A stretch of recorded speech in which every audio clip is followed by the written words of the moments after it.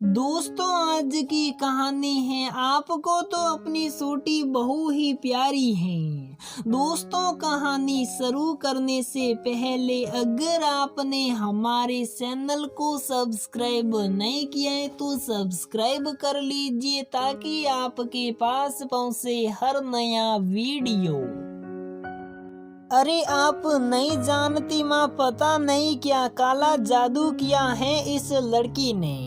6 महीने नहीं हुए इस घर में आए, फिर भी सब इसी के गुण गाते हैं। सास ससुर ननदे रिश्तेदार, यहाँ तक कि आपके दामाद जी भी। कोई एक शब्द नहीं सुन सकता उसके बारे में। छोटे घर की लड़की है, फिर भी सबने सिर पर बैठा लिया है। और मुझे 7 साल हो गए, क्या नहीं दिया आपने मेरी शादी में इनको, फिर भी मेरी कदर नहीं है इनको। रेखा अपनी माँ से फोन पर कह रही थी। जब से देवर की शादी हुई है रेखा की मनोदशा ही बदल गई है। बड़ी बहू और बड़े घर की बेटी होने के कारण उसने शुरू से ही ये भ्रम पाल रखा था कि इस घर में बस उसी की चलेगी, सब उसी की वाहवाही करेंगे, घर का हर छोटा बड़ा फैसला वही लेगी। देवरानी रसोई घर संभाल लेगी और वह बाजार घाट की जिम्मेदारी। लेकिन छोटी बहू के आने के बाद सब कुछ बदल गया। छोटी बहू मुस्कान अपने नाम की तरह बहुत ही प्यारी थी। सुंदर होने के साथ साथ सुशील व संस्कारी भी थी।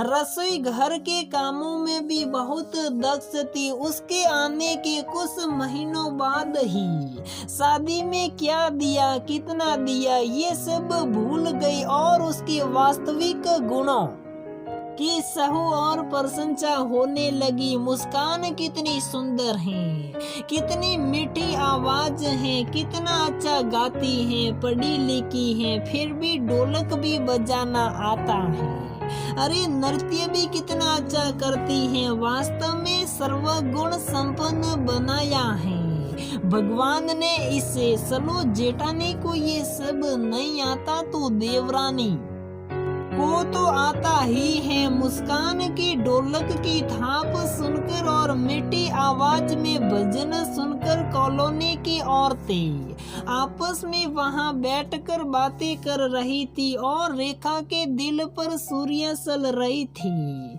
सामने वाले घर में कीर्तन हो रहा था। वह रेखा की सासी सास का घर था। मुस्कान पहली बार किसी गीत संगीत के कार्यक्रम में सम्मिलित हुई थी।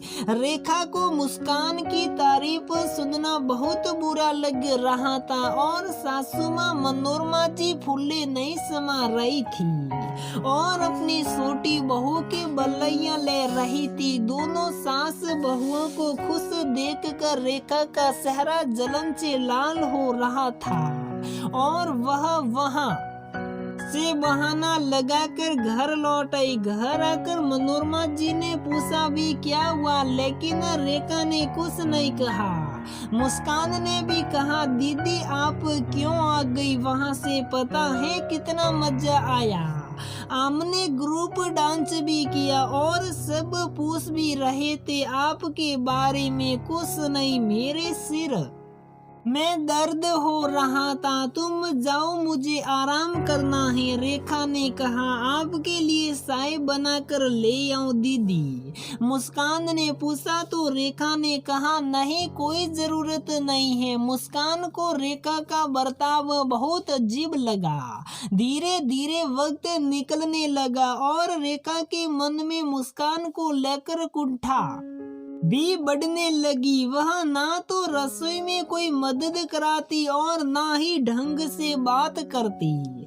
कुछ दिनों बाद मनोरमा जी की छोटी बेटी के बिटिया हुई। मनोरमा जी अपनी नातिन के लिए नामकरण में देने के लिए सोने की बाली और कपड़े लेने बाजार गई। उनका मन था कि मुस्कान को भी साथ ले जाए, लेकिन रेखा का मुंह न बने इसलिए उसे ही ले गई। मनोरमा जी ने अपनी बेटी के लिए साड़ी खरीदी तो रेखा ने भी अपने लिए साड़ी ले ली। मनोरमा जी को एक साड़ी बहुत पसंद आई तो वो उन्होंने पैक करवा ली। रेखा की साड़ी से कुछ ज्यादा थे उस साड़ी के दाम। रेखा के मन में बेचैनी होने लगी और वह पूछने लगी, माँ जी आपने ये साड़ी किसके लिए खरीदी है? ये तो मेरी साड़ी से भी ज्यादा सुंदर है। मुस्कान के लिए ली है, उस पर बहुत जचेगी, मुझे बहुत पसंद आई तो मैंने ले ली।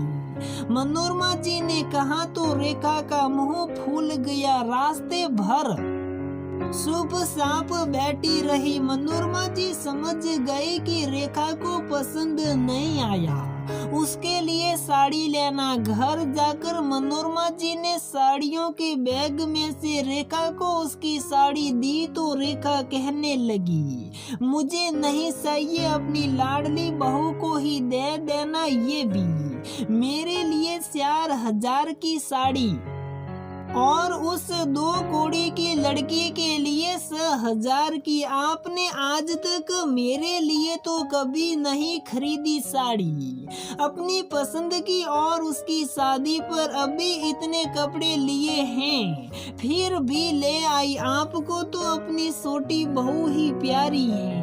काला जादू जो जानती है, पूरे घर पर काला जादू कर दिया है, सभी को वही दिखती है, मेरी तो कोई जगह ही नहीं है इस घर में।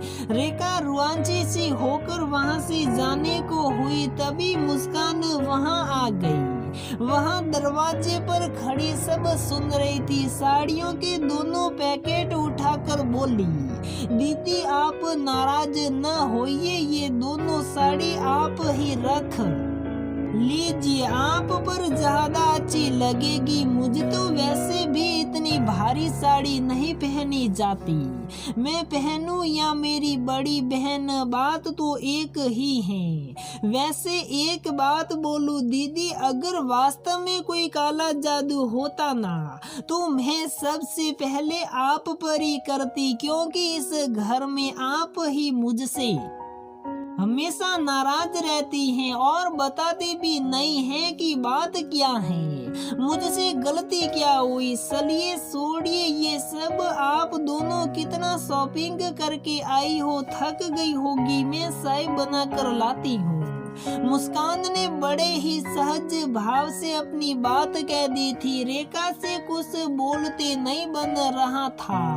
हाथ मैं साड़ी के दोनों पैकेट पकड़ी, वह उसे देखती रह गई। मनोरमा जी ने रेखा को शर्मिंदा होते हुए देखा तो बोली, इसकी नम्रता, सादगी और हम सब के लिए निश्चल प्रेम ही काला जादू है। रेखा तू एक बार समझने की कोशिश कर और अपने मन से जलन कपट को निकाल दे, देखना तुझ पर भी होने लगेगा इस काले जादू का असर।